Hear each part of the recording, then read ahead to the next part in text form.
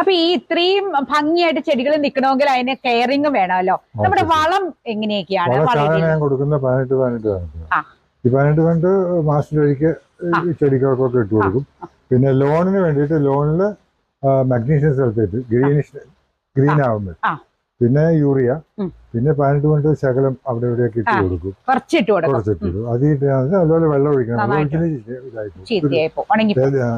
ഉണങ്ങിപ്പോയി. അതാണ് മെയിൻ ആയിട്ട് കൊടുക്കുന്നത്. പിന്നെ നനയാണ്, വെള്ളം നനയ്ക്കുന്നതാണ് കൃത്യമായിട്ട്. രാവിലെയും വൈകിട്ടും നനയ്ക്കാന്ന് ഏറ്റവും ബെസ്റ്റ്. ഇല്ലെങ്കിൽ പിന്നെ ഇങ്ങനെ പൊക്കോളും, കുഴപ്പമില്ല.